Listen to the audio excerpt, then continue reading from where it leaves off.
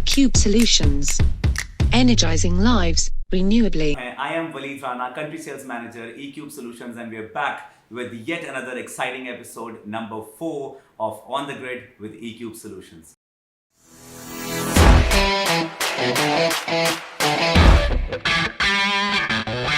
Today we have an amazing and incredible personality who is not only a marketing director of a reputable solar firm, but also the CEO of an amazing firm that has developed tremendously over the past few years.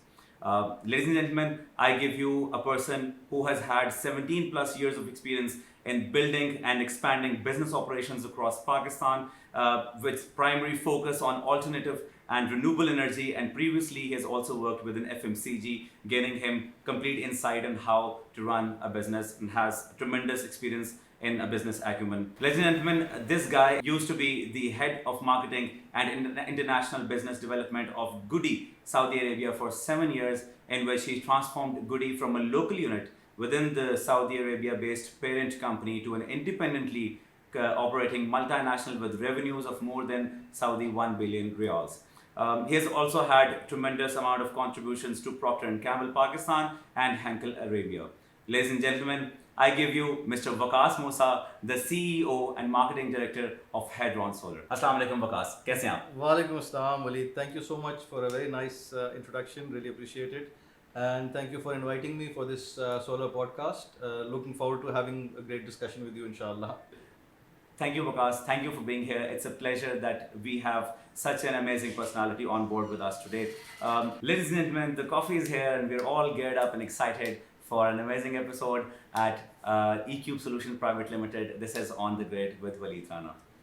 So some of the more contributions that I can say about Waqas here is that he has been a member of the judges panel in the MENA region for FE Marketing Awards in 2011. He had been a speaker at the Gulf Marketing Review to Women Conference in Dubai in May 2011, and he has also been the co-author of Electric Utility 2.1, which was a study on the opportunities and challenges of distributed solar and other innovations in Pakistan, which was a research and reports published in collaboration with LUMS Energy Institute. Ladies and gentlemen, let's start off with a session. We have Mr. Waqas Moosa here. A little introduction on the company, on what we do as an EPC, eCube Solutions Private Limited. Started off about 4 years ago, 5 years if you include the business feasibility review. We started off as a wholesale provider, but then jumped into the EPC providing company, where we deal in residential, commercial and industrial sectors of Pakistan. You are here at our Facebook page, and we go live every Friday with a great and exciting mentor, academic or an industrial leader of Pakistan. Mr. Waqas, the topic that we wanted to discuss today with you is a very interesting topic for you as well, I presume, which is the possible futures of energy situation in Pakistan with and without renewable energy. So I've had some little research into the internet. I've been looking at some big companies, some big oil companies like Schlumberger and Mole, and they're already planning to have a little contribution of the renewable sector with solar or wind or biofuel into their mix, and that's how they're planning the future. So I think renewable has really made an impact in the whole global arena per se. So please enlighten us about the energy mix of Pakistan. How do you see this energy mix in Pakistan? I think the points which you made are very interesting. To start with, I like to tell, or when I discuss with clients, this is something which we like to use, that the end of the Stone Age was not because we ran out of stone, and the end of the Iron Age was not because iron khatam ho gaya tha. Isi tarah, the oil age is not going to end because oil khatam ho gaya tha. It's because something else came up, which is now, and over the last 5, 10, even 15, 20 years, you can see that solar ki jo viability hai, wo behtar se behtar hoti ja rahi hai. People's understanding is getting better and better. So you can imagine that the next age is the solar age, and I guess जो आजकल जो situation चल रही है उसमें it has accelerated that trend, जो कि वैसे शायद एक trend आ रहा था, and in the past few years, in the past few months, we've seen a lot of things which have accelerated, and obviously all of us know that the world as we knew it pre-COVID and post is going to be a different world. And I think renewables is one of those areas. Yeah, generally speaking, energy mix is one of those areas where you've seen oil go to negative for a short period of time because of those, the market dynamics. And you can see that the big oil players, the oil majors, they've all started devoting significant chunks or investing into solar. The companies you mentioned, Total, BP, all of them have started getting there as well.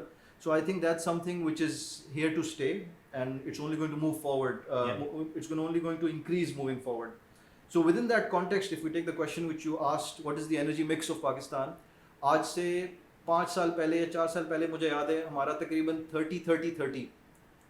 30% जो है वो furnace oil based था, 30% gas based था और 30% hydro था, और बाकी 10%, again 30-30-10 is an easy number but plus और माइनस. तो ये आज से 4-5 साल पहले की बात है. In the past 5 years we have seen slight increase in terms of hydro, majority increase in terms of LNG and gas के जो inputs हुए हैं.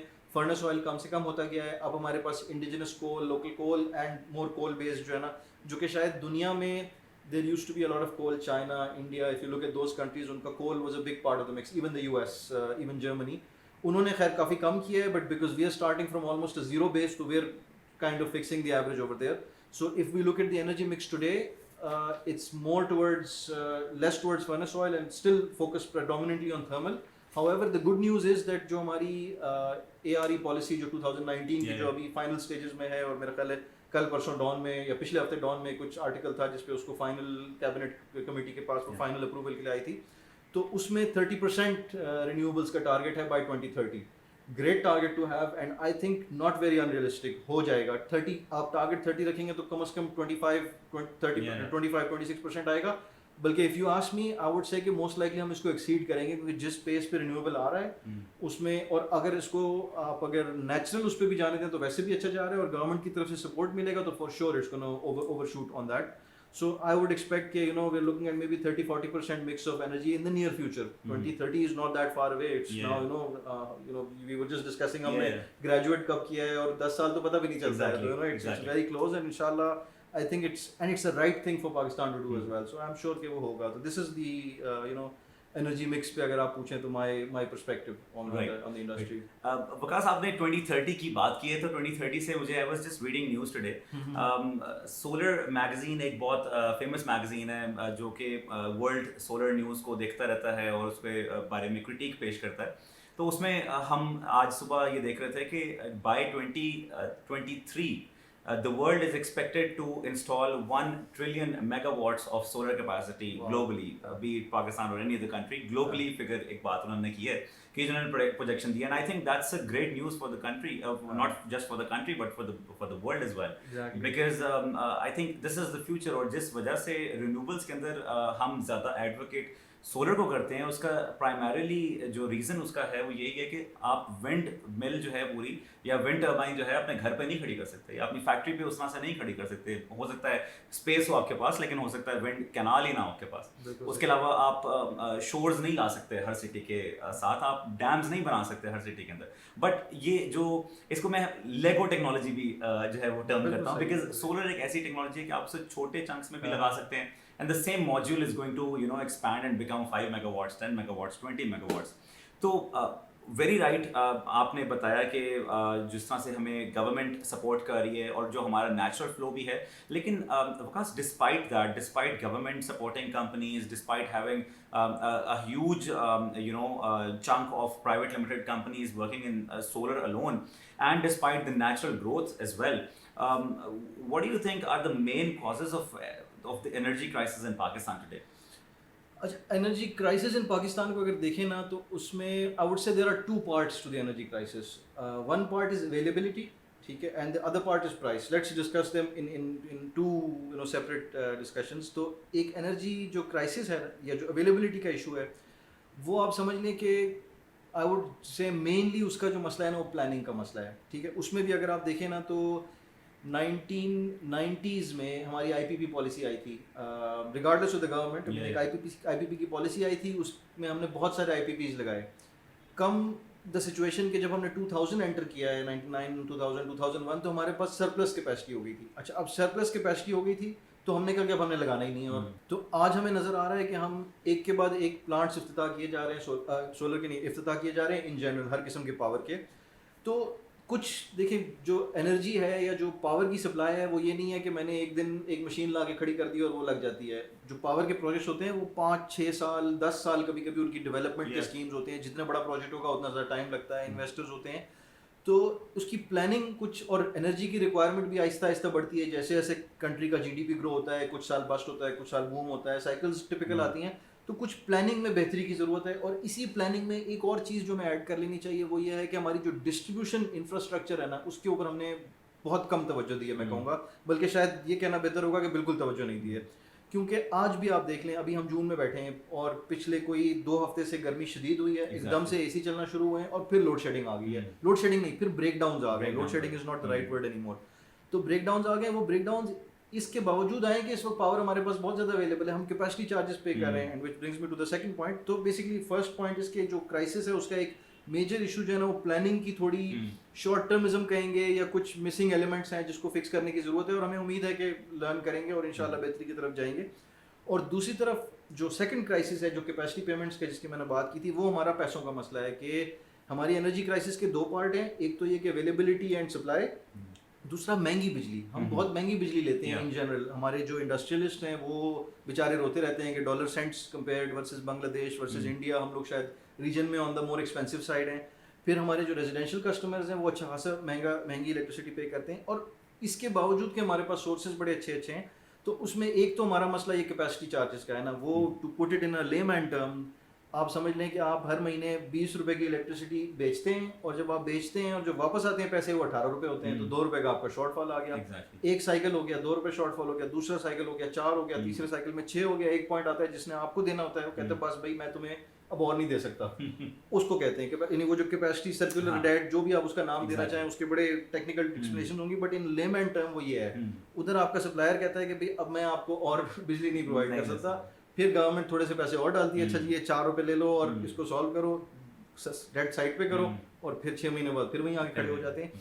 तो उसमें भी कुछ हद तक प्लानिंग का भी है, और आई गेस कुछ हद तक मार्केट सर्कमस्टांसेस ऐसी थी। बट खैर अब वी आर सीइंग कि there is some corrective action being taken by a number of people on this. The bureaucracy is working on it, the politicians are working on it, awareness बढ़ गई है।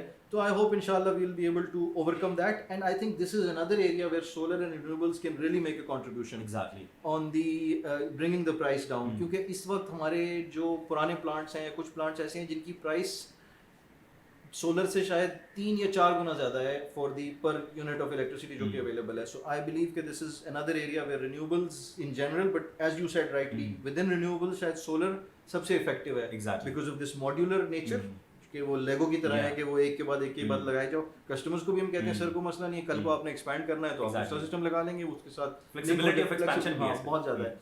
और ये नहीं है कि मैंने आज विंड टरबाइन एक लगा दी तो फिर मैं अगली दफ़ा उखाड़ के नहीं लगाऊंगा। और दूसरा ये कि हर घर पे सोलर लग सकता है, बल्कि हमारा तो कंपनी का विजन ही है कि रूफटॉप नजर आए वहाँ सोलर लगा दो। Basically this is the way it should be. होना भी ऐसे चाहिए, बिकॉज अभी भी अगर आप सिर्फ डिफेंस की बात करें, जो कि और नॉट जस्ट लाहौर का डिफेंस, कहीं भी पाकिस्तान में जो डिफेंस आपका है वो वहाँ पे it is known to be one of the elite areas to live in, with people who have higher number of financial power in the pockets. तो इवन इन दैट एरिया आपको 1 out of 5 houses is on solar as of now। बल्कि इससे भी कम। आप अगर हमने किया था ये गूगल अर्थ पे, अगर आप, और गूगल अर्थ माशाल्लाह 6 महीने के करीब अपडेट हो जाता है। 3 months I think, even 3 months में शायद वो कर लेता है। तो आप आज भी अगर डीएचए का किसी एरिया खोलें, बहरिया खोलें, मॉडल टाउन खोलें, और उसकी आप ऊपर से व्यू लें, तो बड़ा इंटरेस्टिंग एक्सरसाइज होती है। वैसे बंदे को मजा आता है इस तरह की चीजें करने में। तो बर्ड्स आई व्यू मिलता है, जिस तरह प्लेन से बैठते हुए जो एक, स्पेशली आजकल तो फ्लाइट्स नहीं चल रही, तो मेरे ख्याल से सबको गूगल पे जाना चाहिए। यही है भाई, हाँ गूगल पे ट्रैवल कर लें, उसके बाद कोई जूम कॉल कर लें। तो basically if you see that 1 in 5 तो शायद आप ऑप्टिमिस्टिक हैं, मेरा ख्याल है 1 in 10 से ज़्यादा नहीं है। तो अभी बहुत अपॉर्चुनिटी है, और ये तो हम सिर्फ एलीट एरियाज की बात कर रहे हैं।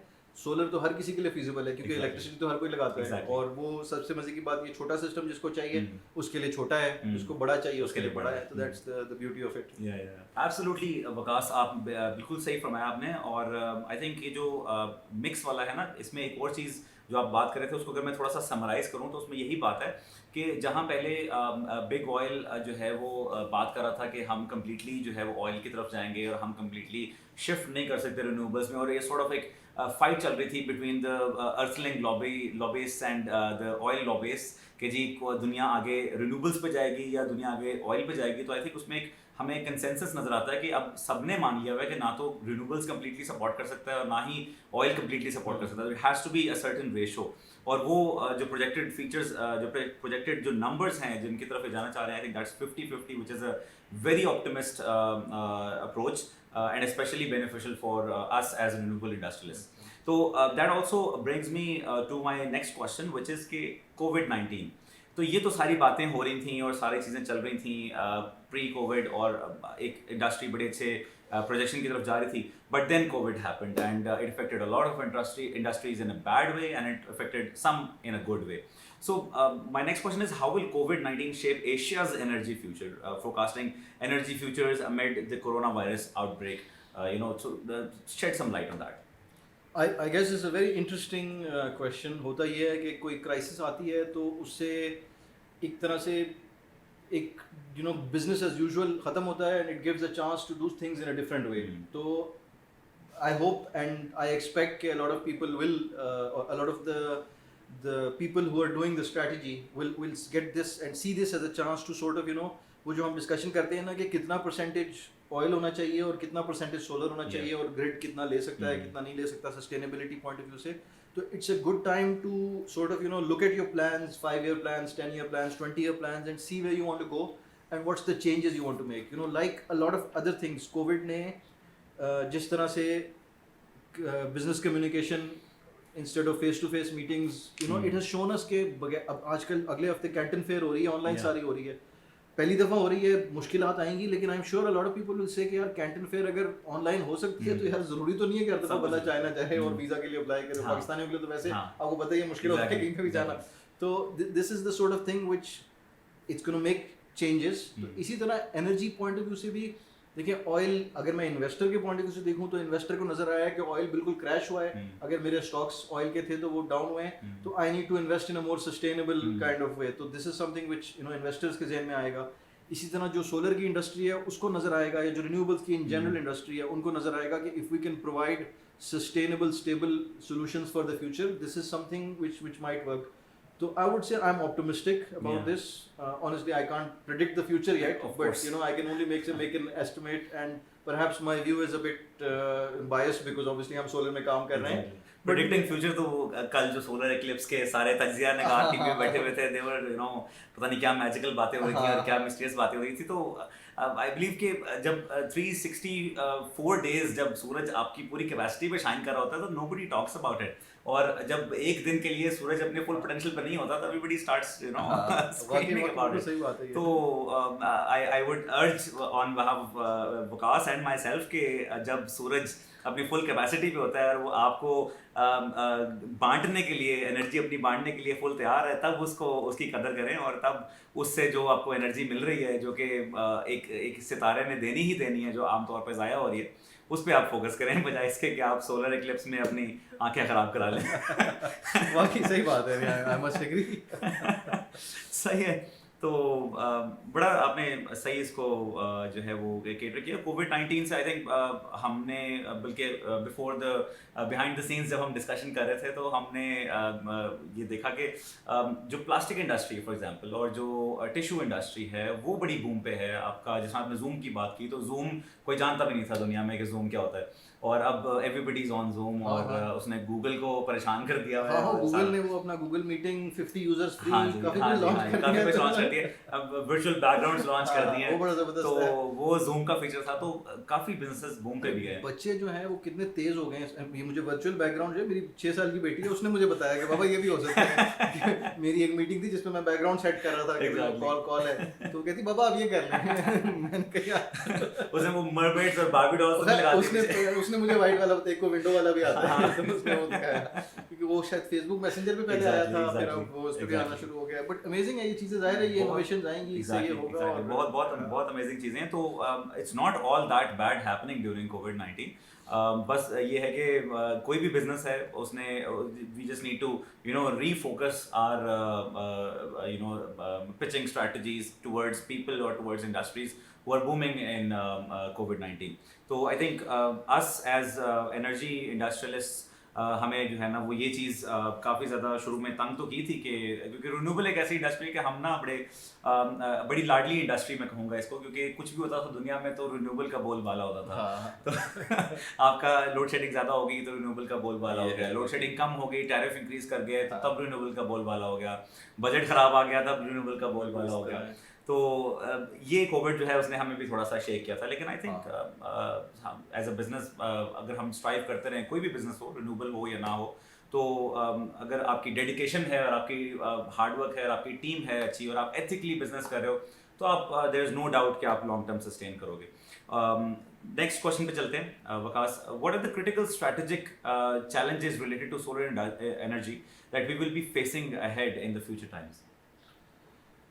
Again, another very interesting question. I think if you look at this, इसको आप अगर दो पार्ट्स में देखें, एक शॉर्ट टर्म थोड़ा अगर देखते हैं अगले एक साल में क्या होगा, और एक उसके बाद अगर थोड़ा सा देखें, तो इमीडिएट शॉर्ट टर्म की अगर हम बात करते हैं ना, तो उसमें आपको जो नज़र आएगा, भाई देखें ये तो एक रियलिटी है कि इस वक्त businesses are feeling the pinch, तो इमीडिएटली जो आपके प्रोजेक्ट्स थे, और हमें नज़र आ रहा है ये हमारे मीटिंग्स डिले हुई हैं, ज़ाहिर है मीटिंग्स नहीं होंगी तो आगे काम नहीं होगा, डिसीजन मेकर्स जो हैं वो आउट ऑफ ऑफिस हैं, या कैश क्रंच आया हुआ है, किसी का एक्सपोर्ट का ऑर्डर बुक हुआ था लेकिन अभी उसकी डिलीवरी नहीं हुई है, तो वी कैन अंडरस्टैंड दैट, हमें भी मसले हुए हैं, हमारी सप्लाई चेन्स डिस्टर्ब हुई हैं। तो शॉर्ट टर्म में तो आई थिंक थोड़ी डिस्टर्बेंस होगी, and this is something which all of us need to figure out how to get around, and as you said के if you work on it with the right ethics and with the right mindset, इंशाल्लाह अल्लाह की तरफ से help आएगी और आपको जो है ना वो बेहतरी की तरफ जाएगा। तो let's all be prepared for that.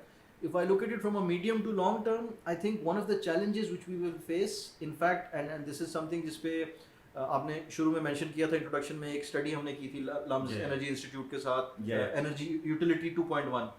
Basically जैसे जैसे सोलर की पेनिट्रेशन बढ़ती जाएगी, तो एक पॉइंट आएगा जब हम ये 30% 40% से ऊपर जाना शुरू हो जाएंगे। हो सकता है कुछ एरियाज में तो चले जाएं और कुछ एरियाज में ना जाएं। तो वो जो यूटिलिटी का मॉडल है ना, देखिए अब तक जो हमारा यूटिलिटी का मॉडल है ना, वो रहा है वन वे। एक जगह से इलेक्ट्रिसिटी बनती है, एक बंदे के पास आती है और वो उसको सारों को डिस्ट्रीब्यूट, एक कंपनी के पास आती है और वो सारों को डिस्ट्रीब्यूट करता है।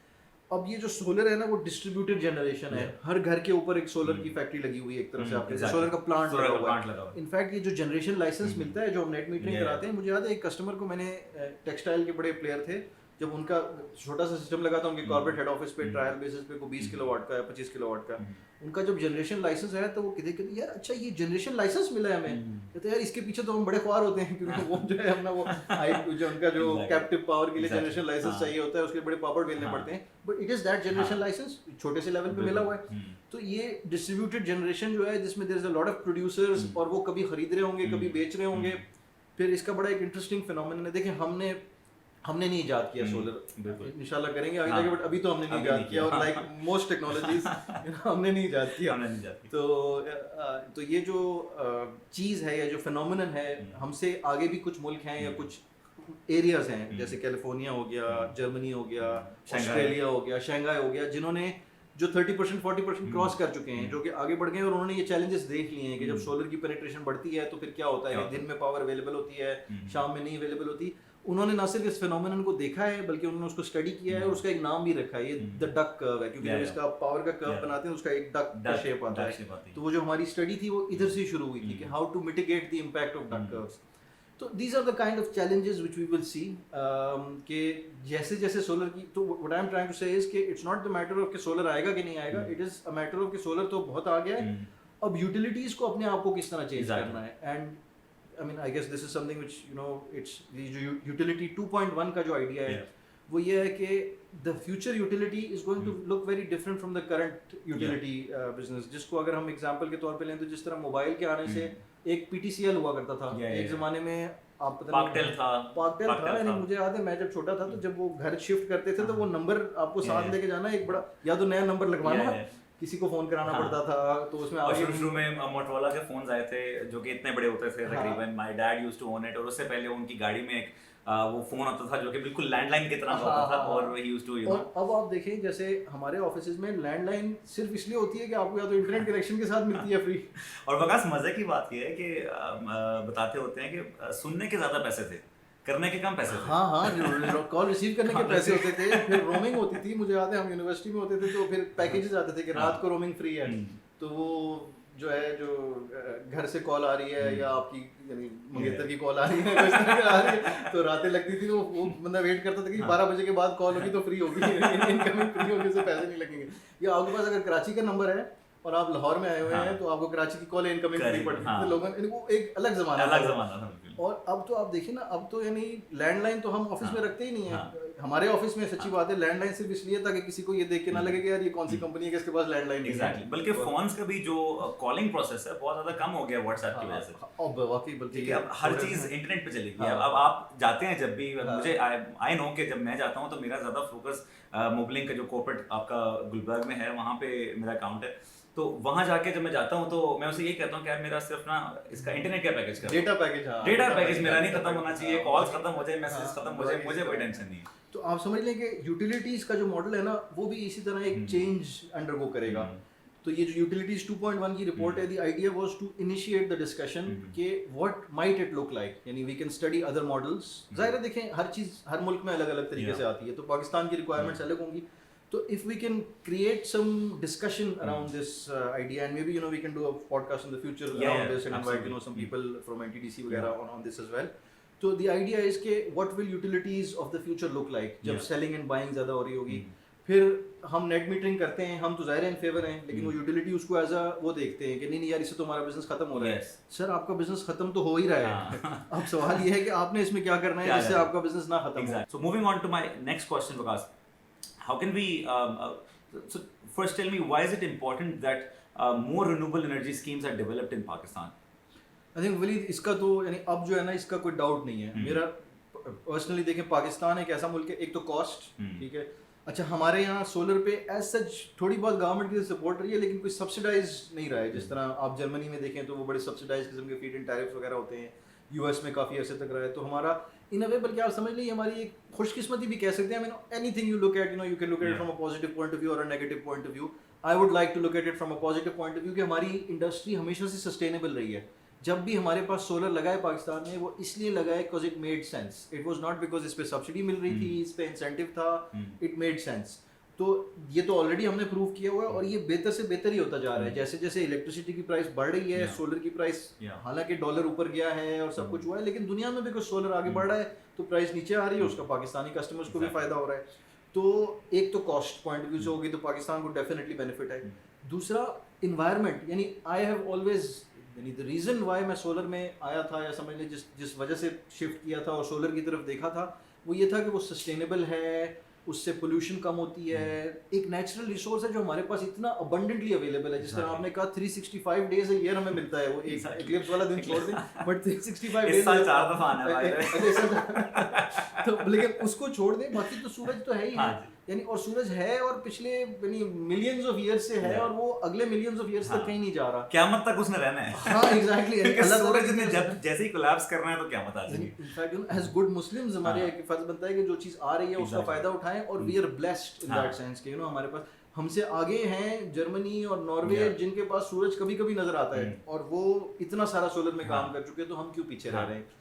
तो ये और साथ में देखिए ना हमारे शहरों में अभी हमें भी नजर आया है कि पिछले 2-3 महीने से जब ट्रैफिक बंद है तो मुल्क में जो इन्वायरमेंटल सिचुएशन है वो बेहतर हुई है और इरेडियंस बेहतर हो गई थी वो यानी स्टडीज ऑलरेडी खत्म हो गया था। तो ये तो वाकई हमें चाहिए। तो solar is something, solar wind hydro जो भी हैं यानी जितने भी हैं उन सब की तरफ डेफिनेटली एज पाकिस्तान में जाना चाहिए।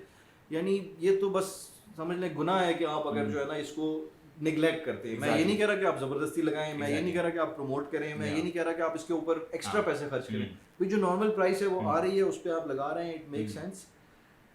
सो आई थिंक यानी I cannot say more about, I mean देखिए मेरा ओपिनियन बायस्ड है, बट वो बायस इसलिए नहीं है क्योंकि मैं सोलर कंपनी में काम करता हूँ, बट वो इसलिए बायस है एज अ पाकिस्तानी। मेरे बच्चे जब स्कूल जाते हैं और दिसंबर और जनवरी में जब वो स्मॉग आती है तो हम सबको पता चलता है लाहौर में, इसी तरह हर शहर में हमारे मसले हैं। तो ये पोल्यूशन जितनी हम जल्दी इससे बेहतरी करेंगे तो हमारी क्वालिटी ऑफ लाइफ इंप्रूव होगी, and I think renewables gives us a very good chance in that direction. And I think because absolutely, I mean हमारे लिए तो the time of life that we have spent so far, हमारे लिए smog is still very new concept, you know, because we've not seen smog in our younger years. But for our children, I mean, smog is the norm. ये mask जो है they have seen it every year. ये N95 mask जो है ये मेरे घर में ऑलरेडी पड़े हुए थे। ये मुझे नहीं पता था कि N95 होते हैं। हमारे घर में मास्क पड़े हुए थे क्योंकि वो जनवरी में या दिसंबर में निकले थे, नवंबर में खरीदे थे बच्चों के लिए। उन्होंने सुबह 8 बजे वो स्कूल, यानी 7 बजे वो 7:30 बजे जब वो स्कूल के लिए जा रहे होते हैं, उस टाइम पे स्मॉग का लेवल होता था। तो वो N90, अच्छा हमारे बच्चों के लिए, यानी ये इट्स वेरी सैड कि इन्होंने ये मास्क देखे हुए थे और इन्होंने पहने हुए थे, जबकि हमने नहीं पहने हुए थे। यानी मुझे याद है इवन जब मैं यूनिवर्सिटी में था, this is a long time ago for you, 20 years ago जब मैं यूनिवर्सिटी में था, तो fog was a very nice time. यानी फॉग आती थी, लाहौर की फॉग, और वो धुंध होती थी, ठीक है ट्रैफिक वगैरह रुक जाती थी, लेकिन आपका एक बड़ा अच्छा सा आप फॉग में जाते थे। अब तो आप फॉग में जाओ तो खांसी आ रही होती है क्योंकि we used to enjoy even my younger years में it was still the same तो आती थी। और DHA साइड पे इवन पूरे लाहौर में मॉल रोड वगैरह पे भी आपको बड़ा एक एटमॉस्फेयर सा scary, you know, whatever you want to sort of romantic, whatever you want to sweet कह सकते हैं उसको, bitter sweet सा होता था। तो it's a part of the memory, and वो अब नहीं है। अब इन बच्चों के नहीं है, उनको तो हम भेजते ही नहीं है। स्मॉग आती है तो हम कहते हैं आज छुट्टी कर लो स्कूल की। बस एग्जैक्टली। काफी सारे कोविड-19 कुछ रीजन था, कुछ और रीजंस हैं जिसमें जब हम बात करते हैं, you know, creating a door and then letting other people pass through it, वही बात कि आप build yourself up as a startup and then, you know, run a business so that you can not only create something for yourself but also, you know, create opportunities for other people as well, because supply and demand का बहुत हमारा जैसे कहते हैं crippled सा एक system है जिसमें हमारे पास सप्लाई तो बहुत ज़्यादा है। हर घर में, हर बिल्डिंग पे एक यूनिवर्सिटीज़ बनी हुई है हमारे पास, लेकिन हमारे पास उसको सपोर्ट करने के लिए इंडस्ट्री में उतनी अपॉर्चुनिटीज़ नहीं है। तो उसी रिलेटेड मेरा क्वेश्चन है कि how can we basically facilitate startups that are ready to bring the renewable energy products to the masses and focus on growth and expansion of green energy. तो स्टार्टअप्स क्या ऐसा करें कि वो रिन्यूएबल्स में फोकस करें, बिकॉज राइटली सेड आपका सबसे ज़्यादा पोटेंशियल तो इसी में है अगर आप पाकिस्तान की सिचुएशन देखें। इसमें आई वुड से कि आई थिंक 2 एरियाज में इसको अगर हम डिवाइड कर लें, एक गवर्नमेंट साइड से, रेगुलेटर साइड से थोड़ा सा अगर हम देखें, और एक प्राइवेट सेक्टर साइड से देखें। तो अगर हम गवर्नमेंट साइड से देखें ना, तो again as I said, I don't believe strongly in subsidies वगैरह या इस तरह की चीज़ें। Let it flow naturally. But अगर आप इन्वायरमेंट ऐसा क्रिएट करें ना जिसमें स्टेबल पॉलिसीज, अभी हम बात कर रहे थे पिछले साल, पिछले बल्कि 2-3 साल से ये नज़र आ रहा है, अभी थोड़ा बूम होना शुरू होता है, फिर कोई पॉलिसी चेंज आती है, जी अब हम टैक्स लगा रहे हैं, फिर डॉलर ऊपर नीचे होता है। खैर डॉलर का तो गवर्नमेंट का इतना वो नहीं है, ऑब्वियसली वो मार्केट डायनामिक्स होते हैं। फिर इसके बाद SRO 604 जिसमें वो PSI स्टैंडर्ड्स, और वो भी sorry to use the word बड़े भोदे तरीके से इम्प्लीमेंट किया था कि भाई ये स्टैंडर्ड्स हैं, 28 जुलाई को आ रहा है और 28 जुलाई से जो है शुरू हो जाता है। हालांकि उसका तरीका होता है कि आप साल पहले बताते हैं, 6 महीने पहले बताते हैं, उसको सप्लाई चेन का एक लिमिटेशन है। और दूसरा, आप बार बार पॉलिसीज चेंज नहीं कर सकते। एक स्टार्टअप है, क्योंकि देखें स्टार्टअप स्टेबल एक जो नॉर्मल बड़ा बिजनेस होता है ना, उसके पास मल्टीपल लाइंस होती हैं। कल को पॉलिसी चेंज हुई, उन्होंने अपनी लाइन चेंज कर ली और उस तरफ चले गए, चलो वहाँ से तो प्रॉफिट आ गया, इसको बाद में देख लेंगे। एक स्टार्टअप एक डेडिकेटेड होता है एक पर्टिकुलर रोल के ऊपर, तो उसको आप ऐसे नहीं कर सकते कि अचानक से चेंज कर ले, जी आज पॉलिसी ये है, कल पॉलिसी ये है, कल नेट मीटरिंग होगी, आज नेट मीटरिंग नहीं होगी, नेट मीटरिंग का टैरिफ आज 12 रुपये है, कल उठा के 6 रुपये कर दिया। ये जितना स्टेबल करेंगे, और ये तो मैं सोलर स्पेसिफिक बात कर रहा हूँ, इवन अगर हम पाकिस्तान में देखें ना, इन जनरल स्टार्टअप्स का जो सबसे बड़ा कंप्लेन होगी वो यही होगी कि एक तो हमें टाइम बहुत ज़्यादा लगता है, और दूसरा पॉलिसीज चेंज होती रहती हैं। जी आज टैक्स इस चीज़ पे है, कल इस पे नहीं है, इधर विद होल्डिंग है, उधर नहीं है। आपने किसी से अगर इन्वेस्टमेंट कराई है, लोन लिया है, उसको आप रिटर्न करते हैं तो इस पे 10% विद होल्डिंग है, कल जी 15% हो गया, तो वो जो आपने इन्वेस्टर को रिटर्न देना है वो आगे पीछे हो गया बिटवीन द ईयर। तो ये consistency and I would say stability is something which this is all we need. सच्ची बात है, हम कोई सब्सिडी नहीं मांगते, या मैं नहीं करता कि सब्सिडीज दें। आप अगर ये स्टेबिलिटी और एक लॉन्ग टर्मिज्म के ऊपर फोकस ले आते हैं ना, तो ऑटोमेटिकली ये सॉल्व हो जाता है। Basically give us some air to breathe in. हाँ, थोड़ी सी प्लानिंग करने दो, हम प्लान बना ले, 3-4 साल तो कम से कम हमारा प्लान चले ना। वो जिस तरह हम कहते हैं ना कि हमारे यहाँ क्रिकेट कैप्टन जो है वो 6 महीने में चेंज होता है। और जो दूसरा इसमें अगर मैं कहूँ ना कि जो एक मैंने कहा था, एक गवर्नमेंट की साइड से, रेगुलेटर्स की साइड से एक हमें रोल चाहिए, और दूसरा आई थिंक प्राइवेट सेक्टर की तरफ से भी, प्राइवेट सेक्टर की तरफ से जो रोल है ना, अगेन उसमें भी सब्सिडाइज की बात नहीं कर रहा मैं, कह रहा हूँ कि अगर आप एज अ लॉन्ग टर्म देखें, देखिए आज भी हमारे जो बड़े क्लाइंट्स हैं ना, काफ़ी सारे जो एक्सपोर्टर्स हैं खासकर टेक्सटाइल के जी या इस किस्म के मटेरियल्स के, उनके जो क्लाइंट्स हैं ना, उनकी तरफ से उनके ऊपर प्रेशर है कि आप लीड्स क्वालिफिकेशन के लिए इतना परसेंटेज जो है ना आपकी एनर्जी वो, and that is exactly why they're going. They don't have financial problems, they don't have bill paying problems. That is the only thing that is pushing them. वाकई उनका अच्छा टेक्सटाइल वगैरह की इंडस्ट्री की स्पेसिफिकली बात करते हैं, वो जीएसटी उनको एग्जाम्प्ट होता है, उनकी सप्लाई अच्छी होती है, प्लस उनके अपने पावर के सोर्सेज वगैरह होते हैं, तो उनको पे बैक जो है ना वो शायद 5-6 साल का होता है, बाकियों को अगर 3-4 साल का होता है, लेकिन वो इसलिए सोलर की तरफ देख रहे हैं क्योंकि उनके कस्टमर्स की तरफ से उनको प्रेशर है। तो दिस इज समथिंग विच अगर हमारे प्राइवेट सेक्टर से भी नजर आए, और अगेन ये प्राइवेट सेक्टर की अपने फायदे की बात है, क्योंकि देखें ना उनके भी तो बच्चे हैं, वो भी तो पाकिस्तान में रहते हैं आखिर में, ठीक है, उनके एम्प्लॉइज काम करते हैं, उन्होंने पोल्यूशन से अगर बचत होगी तो उनको भी फायदा होगा, हेल्थ बिल्स कम आएंगे, पूरे पाकिस्तान का फायदा होगा। तो आई थिंक अगर ये थोड़ा सा उनकी तरफ से भी प्रेशर आए कि उन्होंने इंसेंटिवाइज, तो मैं नहीं कहूँगा वर्ड, लेकिन प्रेफर करना है कि भाई अगर दो चीज़ें बराबर कॉस्ट की आ रही हैं, तो अगर एक कंपनी लीड्स कंप्लायंट है या वो उस तरफ है, तो उसकी तरफ उनको फोकस करना चाहिए, या अपने परचेजिंग डिसीजन मेकिंग क्राइटेरिया में कुछ थोड़ा सा एक सेगमेंट या 5 पॉइंट से 3 पॉइंट्स इस चीज़ के देने चाहिए कि आपने रिन्यूएबल सोर्सेज से अपने पावर किया है। Right, Waqas. So this is exactly what we need to focus on. और इसमें I think I would like to add two things in it.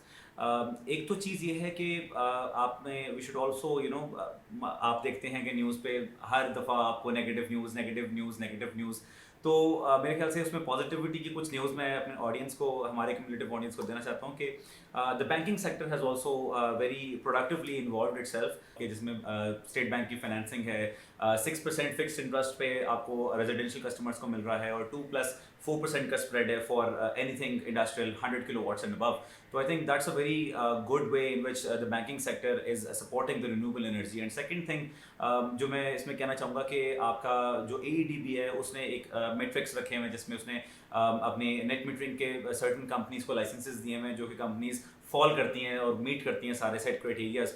तो और दूसरा पॉइंट ये है कि जब आपने फोकस करना है तो आप देखें कि कौन सी कंपनी बैंकिंग के पैनल पे है और कौन सी कंपनी के पास AEDB लाइसेंस है, rather than going with somebody जो आपको कह रहा है कि नहीं जी मैं नेट मीटरिंग करा दूंगा even though I don't have a license. So don't believe in that. उसमें आई एम प्रीटी श्योर कि अगर वो किसी और से करवा के दे रहा है तो कोई भी business as a business owner अपना मार्जिन जरूर रखता है, तो अगर वो मार्जिन रखने के बावजूद उसके पूरे सोलर कॉस्ट की जो प्राइस है वो एक ऐसी कंपनी की प्राइस से कम है जिसके पास अपना लाइसेंस है, तो there is something wrong with that quote, regardless of the fact कि वो आपको नजर आ रहा है सामने कि नहीं नजर आ रहा। और last but not the least, जो मैं हर पॉडकास्ट सीरीज में I think and I think I watch for the entire industry कि आप डिस्पोजेबल सोलर से ग्रेज करें, डिस्पोजेबल सोलर मत लगाएं, क्योंकि सोलर प्लेट्स आपको पता है कि एक जैसी दिखती हैं, तो उसमें पहले 2 साल के लिए एक अच्छा सोलर सोल्यूशन और एक डिस्पोजेबल सोलर सोल्यूशन बड़ा एक जैसा चलेगा। आप it is when after 2 years, after 3 years, या जब हम बात करते हैं ना 25 साल की वारंटीज़ की या 15 साल की वारंटीज़ की,